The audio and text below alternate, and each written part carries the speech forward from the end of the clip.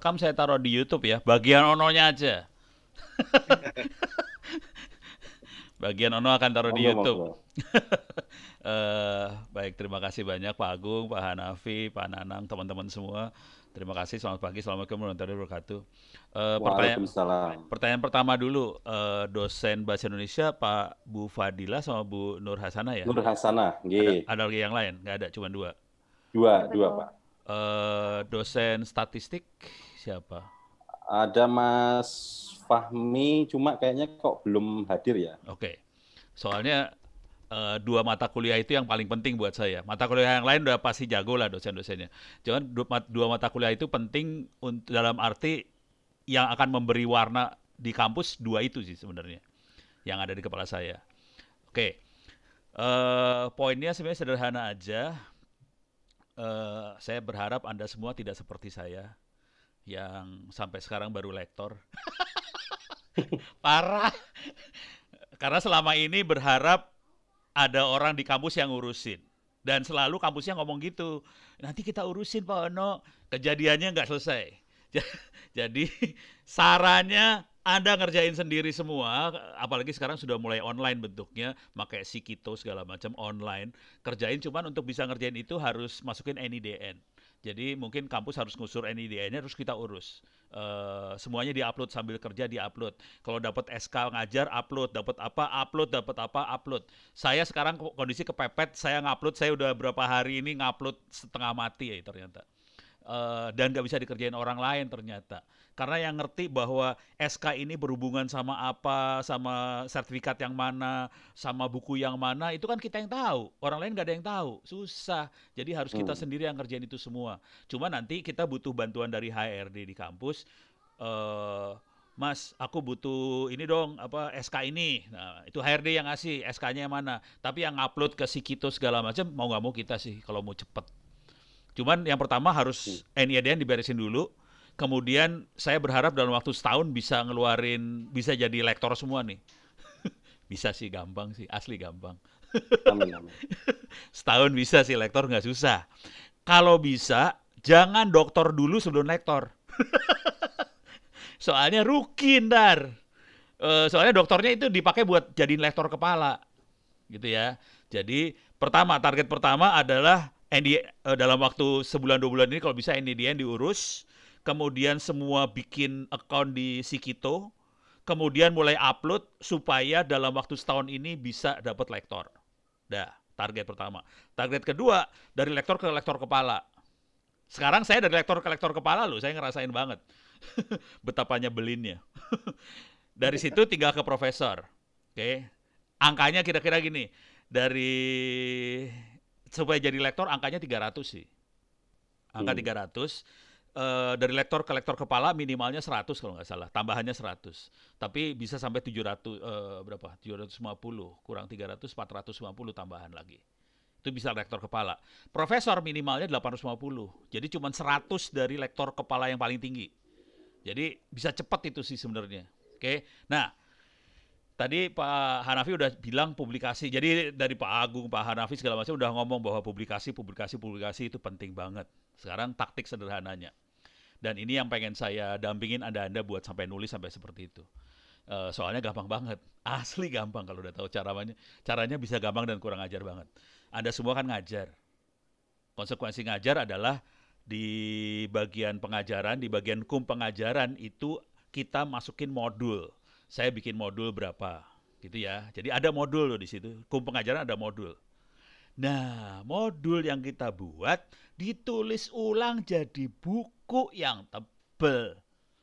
Minimalnya 200 halaman, ada ISBN-nya. Titik selesai habis itu namanya buku referensi. Buku referensi nilainya 40. Kalau Anda dapat nilai 40, tinggal sisa 20 lagi jadi lektor. Selesai habis. Jadi gampang banget jadi lektor. Jadi taktiknya adalah bikin modul tadi, modul masukin kreditnya sebagai pengajaran ya, bukan penelitian. Oh iya, ngasih tahu kredit yang besar yang tadi Pak Hanafi bilang segala macam, itu adalah kredit penelitian. Di dalam penelitian cuma dua yang diakuin. Satu buku, satu lagi proceeding. Conference nggak diakuin sih sebenarnya. Anda ikut conference apapun nggak diakuin. Kalau masuk proceedings baru diakuin. Jadi percuma ikut conference tapi nggak masuk proceeding, percuma. Jadi harus ikut conference, masuk proceeding, baru diakuin. Jadi sebenarnya mendingan sama jurnal ya, sorry. Buku, jurnal, conference. Oke. Nah, itu yang diakuin di penelitian. Jadi kerja penelitiannya nggak diakuin sih sebenarnya. Anda punya SK penelitian segala macam nggak diakuin. Anda dapat SK dapat dana penelitian dari mana nggak diakuin. Jadi yang diakui hasil keluarannya doang, buku, jurnal, proceeding, titik habis. Sisanya nggak diakuin. Jadi mendingan fokus ke itu aja, buku, jurnal, proceeding. Oke, buku taktik paling gampangnya adalah kerjain modul tadi. Modul tetap dapat kredit, tapi kreditnya nggak bisa masuk ke penelitian kalau modul. Modul tetap dapat kredit, masuknya ke pengajaran. Tulis ulang, jadiin buku pegangan. Buku pegangan minimalnya 200 halaman. Kalau bisa dilebihin, 300 halaman gitu ya.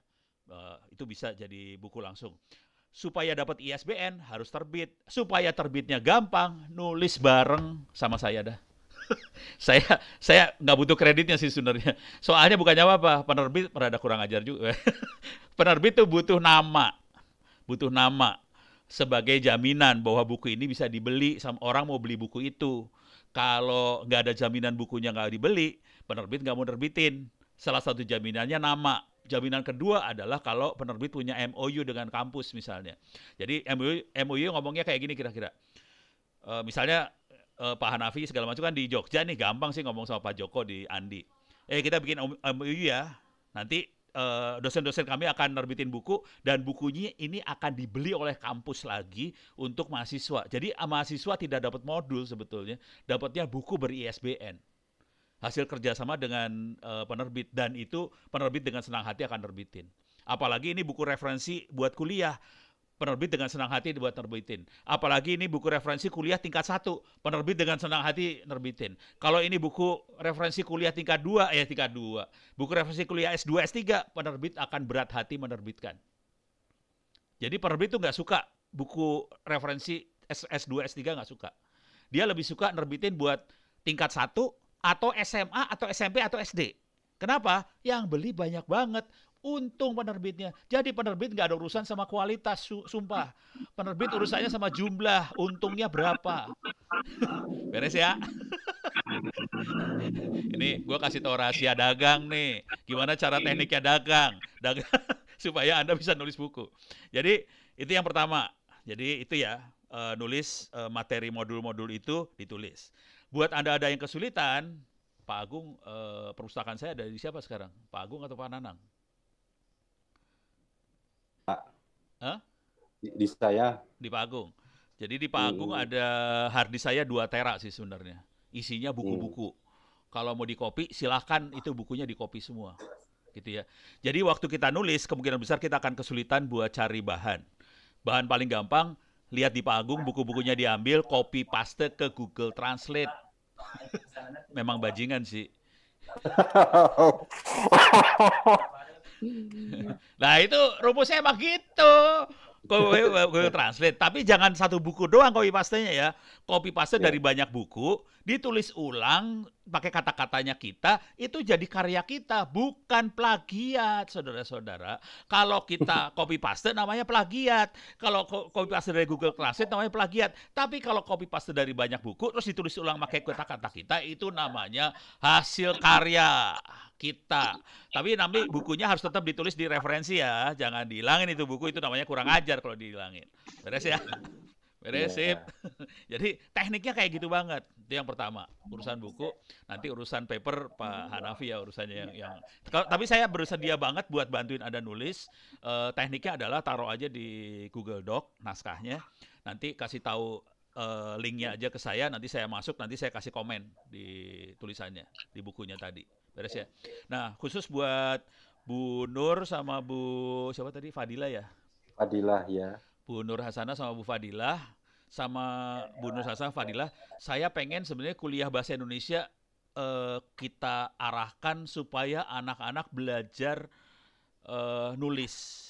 Jadi cara cari referensi gimana, cara apa? memberikan referensi dalam tulisan seperti apa, cara merephrase gimana, kalau ada kata-kata kita tulis ulang seperti apa, sampai jadi buku seperti apa. Jadi tujuannya bahasa Indonesia bukan mengajarkan tata bahasa, tapi lebih bagaimana melakukan penelitian sih sebenarnya. Rada kurang ajar. Mudah-mudahan ini bisa dilakukan di tingkat 1 supaya mereka bisa, anak-anak ini bisa di tingkat atasnya lebih lancar. Kalau saya sebenarnya pengen maksanya gini sih, rada maksa tapi nggak tahu tergantung dosennya nanti. Saya pengen maksanya anak-anak harus menghasilkan tulisan sih. Jadi maksudnya mahasiswa ya. Mahasiswa yang diajarin Ibu Fadila sama Bu Nur ini kalau bisa menghasilkan tulisan. Nah, kalau kalau saya dikasih waktu, saya pengen banget meluangkan waktu buat bisa webinar sama mahasiswa-mahasiswa itu nerangin teknik nulis bukunya seperti apa, gitu ya. Jadi nanti tinggal Bu Fadilah nambahin. Mungkin tahapannya nggak langsung buku, tahapannya misalnya nulis artikel dulu, taruh di blog, terus nulis buku yang rada pendek, syukur-syukur bisa nulis sampai agak-agak semi-semi jurnal. Jadi bikin karya ilmiah seperti apa. Oke, jadi ke arah situ. Jadi targetnya bukan tata bahasa, kalau boleh saran yang bahasa Indonesia, lebih targetnya untuk merubah mereka bisa memproduksi tulisan sih. Gitu. Kalau bisa. Jadi saya bersedia banget buat masuk, ikut di salah satu kesempatan, nanti tolong diatur aja kapan saya masuk. Jadi jamnya ibu-ibu ini saya ganti, saya masuk, saya ngomong langsung sama mahasiswanya. Dan kalau mahasiswanya kesulitan, saya juga bersedia buat nanti bimbing anak-anak itu nulis. Kalau boleh saran sih, supaya kehidupan dosen-dosen yang lain hidupnya rada enak, anak-anak ini waktu nulis buku dipersilahkan aja nanti dibimbing bukan hanya oleh guru bahasa Indonesia, dosen bahasa Indonesia, tapi dosen yang lain bisa, kalau misalnya cocok mata kuliahnya atau topiknya, dosen yang lain juga bisa bimbing anak-anak ini. Jadi nanti bukunya adalah nama dosen bahasa Indonesia-nya keluar, dosen yang lain keluar, gitu nggak masalah. Nama saya nggak keluar nggak apa-apa, kalau nama saya nggak keluar nggak masalah. Bukannya sombong, nggak. Biarin aja, biar nama yang lain keluar dulu semua, gitu ya. Jadi supaya anak-anak itu udah mulai kenal dosen yang lain, udah gitu mulai fokus. Saya sukanya apa sih, dosen yang bisa bimbing saya tentang itu siapa sih? Jadi mulai dari bahasa Indonesia ini mulai digodok di situ. Gitu usulnya. Jadi saya kalau boleh saran saya bisa masuk ke bahasa Indonesia. Soalnya ini penting banget buat masa depan kampus ini. Gitu. Terus yang satu lagi adalah statistik.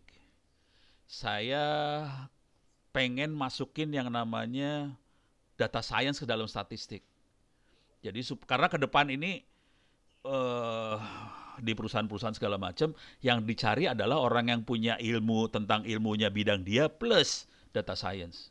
Jadi kalau kita hanya kenal cyber security doang, nggak punya data science, susah juga buat nembus. Jadi yang enaknya yang di luaran yang dicari data science. Startup nyarinya data science. Dan kalau mau jujur gajinya lebih tinggi daripada kita semua sih, anak data science. Di startup tuh bisa sampai 20 sampai 30 juta sebulan tuh gajinya. Jadi rada-rada ngeri itu. Mudah-mudahan Anda setelah tahu itu pada tetap jadi dosen ya. Soalnya kalau Anda udah S3 semua, di luaran harganya mahal banget itu sebenarnya. Itu beres ya. Itu urusan fondasi, urusan bahasa Indonesia, urusan statistik. Oke. Sama bantuan saya buat publikasi. Karena publikasi yang akan menentukan kampus ini sih, gitu ya. Nah, yang lain yang pengen saya sampaikan kira-kira saya share aja deh. Tapi ini ide gila nih. Ini tolong Pak Hanafi, Pak Agung ngawal nih. Ide saya kan suka rada revolusioner. Karena saya sudah hidup sekian tahun kerjanya melanggar hukum. Sementara Pak Hanafi dan Pak Agung kan sekian tahun patuh pada aturan. Oh no, parah banget. Ini yang saya kerjain. Saya sharing aja. Saya kasih lihat langsung lah ya. E-learning. Mungkin sambil nunggu, selamat datang Pak Berli. Beliau ketua yayasan. Oh, okay. Ada dengarkah Pak Berli? Mungkin lagi belum connect kali ya. Tapi oke, lanjut Pak Ono. Wesh, ini belum bisa login ini. Kenapa ini nggak bisa login?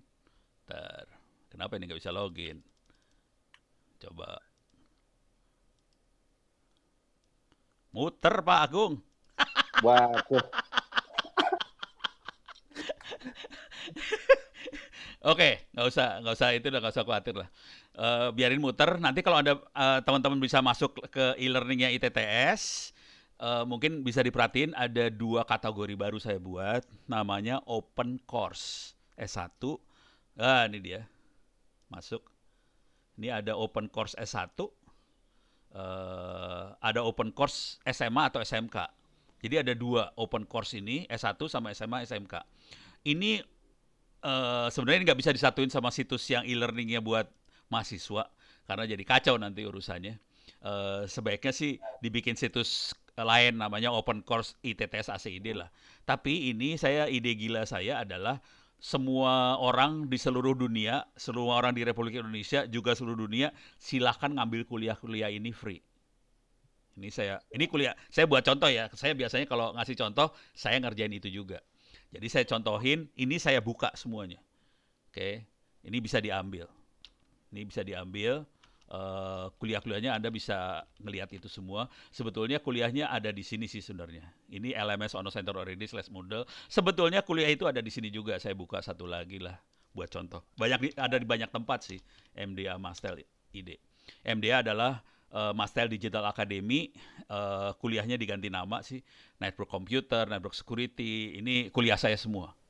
Jadi ada di mana-mana kuliahnya, jadi orang bisa ngambil. Akibatnya apa yang terjadi? Kalau orang bisa ngambil ini, yang ada di kepala saya adalah mereka bisa dapat angka nilai. UTS-nya berapa, UAS-nya berapa, kuisnya berapa. Setelah dapat nilai itu, padahal mereka bukan mahasiswa ITTS, tapi ini jadi kayak marketingnya ITTS. Oke. Akibatnya kalau mereka dapat nilai, yang ada di kepala saya adalah mereka pada suatu hari akan butuh yang namanya ijazah. Pada saat dia butuh yang namanya ijazah dan dia punya nilai ITTS, tapi nanti ITTS harus perlu ngasih tahu ya, nilai ini berlaku berapa lama, misalnya 2 tahun atau berlaku untuk 3 tahun. Nah, kalau nilai ini masih dalam masa berlakunya, kemudian dia akan mendaftar sebagai mahasiswa ITTS untuk mengkonversikan nilai yang dia dapat yang secara free ini menjadi kredit. Nah, waktu konversi ntar bayar SPP-nya berapa persen lah, bisa diatur. Tapi dengan cara itu kita akan dapat mahasiswa tidak hanya dari SMA, tapi dari yang orang-orang kerja apa segala macam dengan cara konversi kredit seperti ini. Waktu dia konversi, mereka sudah tahu bahwa dia udah lulus sih sebenarnya mata kuliah ini. Jadi tinggal nanti di ITTS menyelesaikan sisa kredit yang belum selesai aja. Jadi ini salah satu, tapi tolong dikawal ini. Ono kemarin udah nanya ke Pak, siapa tadi kemarin teh? Pak siapa Nirwan. Ya, saya udah nanya itu kan. Ini maksud saya Ya, sih Pak sebenarnya. Nirwan, betul. Jadi ini maksud saya ini, dan ini agak nggak tahu melanggar hukum atau enggak. Pak Nirwan kesannya udah rada, aduh, udah rada, Ono boleh ngaco ini. Tapi gayanya kayak gini sih. Orang bisa ngambil. Dan kita nanti bisa keluarin sertifikat selesai kuliah, dan ini nanti bisa dikonversikan. Gitu ya. Jadi ini yang salah satunya, salah satu cara-cara yang buat ngawal ini. Buat yang anak SMA, jadi artinya anak SMA pun bisa ngambil kuliahnya ITTS sebelum mereka lulus. Pas lulus, mereka bisa bilang ke ITTS, saya sudah lulus dapat nilai sekian sekian sekian sekian. Ya udah, tergantung ITTS mau nerima apa enggak gitu ininya. Gitu. Kalau itu diambil dari ITTS ACID ya harusnya lebih bisa diterima lah, kira-kira kayak gitu ya. Beres ya. Itu yang urusan nilai. Anak-anak mahasiswa itu waktu masuk kampus tujuannya sederhana. Mereka pengen dapat ilmu, kalau bisa murah, kalau bisa cepat lulus. Itu doang sih tujuan hidupnya mahasiswa. Nah, sekarang saya kasih lihat bagaimana bentuk nilai saya. Ini nilai beneran ya di Dharma Jaya. Saya kalau ngasih kuliah kurang ajar. Saya kasih lihat nilai saya beneran deh. Ini nilai saya beneran. Baru hari ini saya masukin. Kebetulan tadi pagi saya masukin ya. Deadline-nya terakhir tadi pagi, dan itu beberapa anak masih teriak. Ini nilai saya. Iyalah. Satu anak barusan kirim email sih. Pak, saya nggak ngerjain ujian. Kenapa? Karena saya mau bikin, Mungkin sebelum ngasih nilai, saya kasih lihat dulu yang ini tadi. Mana tadi? Oh, inilah. Sorry. Di TTS mana? Ini TTS. Naik ke atas, course. Ya, oke. Saya kasih lihat salah satu kuliah saya aja ya, cyber security misalnya. Jadi kuliah saya udah masuk ke ITTS sih, jangan khawatir. Oke, saya gedein biar bisa dibaca lebih enak. Perhatikan kalimat pertama yang saya pakai. Untuk dapat nilai A. Karena 90, jadi ini kalimat pertama yang saya pakai karena saya tahu 99,9% bangsa Indonesia kuliah bukan cari ilmu, cari dapat nilai A doang. Terus saya bikin saya lebih suka kalau Anda nulis buku daripada ujian. Jadi saya kasih pilihan pertama Anda kalau mau dapat nilai A silakan nulis buku. Terus kurang ajarnya 150 halaman ukuran A4. Kalau ini dapat langsung kuis UTS UAS saya jadiin A. Ternyata ada satu anak tadi barusan kirim email ke saya, Pak saya nggak ngerjain kuis UTS UAS karena saya nulis buku. Oh ya udah, selesai tuh buku. Kalau bagus saya dapetin A, kalau enggak ya maaf aja. Jadi ini pertama, saya kasih pilihan nulis buku buat dapet A. Kedua, ujiannya kayak gini nih. Kerjakan semua kuis ini ada sekitar 20-an kuis. Satu mata kuliah saya kuisnya ada 20 ya, kuisnya. Selain UTS UAS, ada 20-an kuis. Jika belum 100, kerjakan lagi sampai ada dapat nilai 100. UTS UAS tidak ngikutin jadwal yang ada di kampus. Silakan bekerjakan berulang-ulang dari awal semester sampai akhir semester dan saya akan ambil nilai yang tertinggi. Akibat dari situ, nih beres ya. Jadi kuis boleh berkali-kali, ambil nilai 100, nilai terbaik, UTS sama UAS boleh berkali-kali dari awal semester sampai akhir semester. Akibatnya apa? Saya tidak perlu ruangan, tidak perlu Zoom, tidak perlu apa-apa. Mereka ujian terus-terusan. Tapi jangan khawatir, Bang, soalnya ada 4.000 di kuliah ini. Sekarang saya kasih lihat hasil akhirnya. Ini hasil akhirnya. Saya gedein lah. Bisa digedein nggak ya? Bisa digedein ya? Oh, nggak bisa nih. Mudah-mudahan kebaca. Ini hasilnya. Di tanda plusnya itu bisa nggak? Di tanda plusnya itu? Mana? Oh, ada view nih, ada view ya. Ya. View zoom. Page width. Oh, oke, udah. Ini saya kasih lihat ininya ya, nilainya aja ya. Perhatiin nilainya aja nih biar tahu pada lihat nilainya Ono. Kalau ngasih nilai kuliah. A. Nilainya A semua, Pak. B plus 1 biji nih, ada 1 B plus. Ini ada 1 B. Oke. A lagi, ada B plus. Ada lagi, ada D. Nah, kita lihat yang D. Kenapa dia D? UASnya nggak dikerjain. Ini nggak dikerjain, UTS nggak dikerjain. Jadi dia nggak ngerjain UTS sama UAS. Ya D lah. Tapi sisanya A. Gitu. Jadi akhirnya filosofi saya jadi sederhana banget sekarang, makin kesini makin sederhana filosofinya. Kita sebagai dosen tujuan akhirnya adalah memberikan nilai A semudah-mudahnya pada setiap orang mahasiswa. Jadi tujuan hidupnya itu sebagai dosen. Kalau sampai mahasiswa nggak dapat A, itu kesalahan dosen sih. Sampai mahasiswa yang nggak dapat A. Jadi saya kasih banyak pilihan supaya mereka bisa dapat A semudah-mudahnya, secepat-cepatnya. Dengan cara itu akhirnya ya kampusnya juga cepat. Tapi perhatiin kalau kita lihat pilihan pertamanya adalah nulis buku. Gitu. Dan itu saya tulis di awal ya. Silakan nulis buku atau ujian. Tapi saya lebih suka nulis buku. Ini kalimatnya udah jelas banget. Pengajar lebih suka kalau Anda nulis buku. Waktu nulis buku, dan ini kemarin udah kejadian, beberapa mahasiswa nulis buku, bukunya terbit di Andi, di Jogja. Terus Andi akhirnya bikin seminar buat marketing bukunya, ya tuh anak saya ajakin, kamu maju sini, ngomong di depan.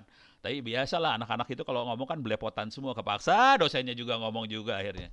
Ya nasib lah dosen kayak gitulah. Padahal itu semua royalti saya kasih dia loh. Royaltinya buat mereka semua, nggak saya ambil sepeser pun. Gitu ceritanya. Jadi kira-kira poin gedenya seperti itu. Dan ini semua kalau kita bisa dokumentasikan, saya yakin bisa memenuhi 30% akreditasi institusi ITTS tadi, supaya bisa lolos juga buat akreditasi institusinya. Kira-kira gitu dari saya, Pak Agung, Pak Hanafi, saya kembalikan. Pak Agung, monggo. Baik Pak, terima kasih. Waduh, luar biasa sekali. Jadi ini sebetulnya salah satu